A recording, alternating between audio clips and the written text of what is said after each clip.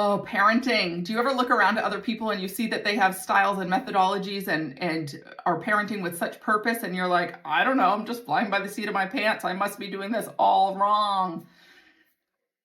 It's okay. I am here to tell you there is no right or wrong way to parent. The right way for you is your way. My name is Amanda Sidell. I'm a licensed clinical social worker. I'm an inspired coach with the Inspired Consulting Group, specializing in parenting coaching, particularly supporting parents who have teens who are struggling with mental health.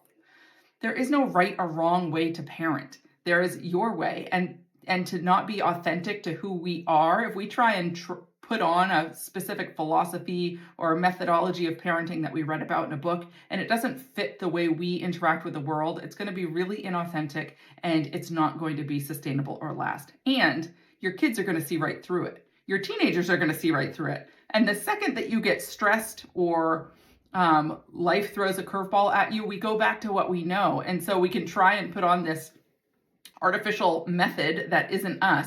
And as soon as we get stressed, it's going to go away anyway. So lean into who you are. Really think about, what are the things that are important to me as a human being? And what are the things that are important to me as a parent? And when am I doing my best parenting? Think about your personality. Think about the personality of your family and your kids. You know how to parent your child best. You know what you're doing.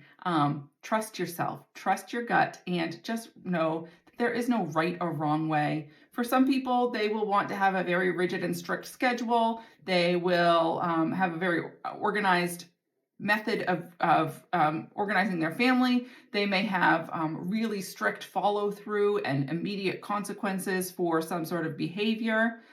I am not that person. I'm not strict with anything in my life. It wouldn't make any sense for me to try and parent that way. And I wouldn't be able to sustain it, just like a diet, right? Like, it's just like a restrictive diet that I would never be able to sustain.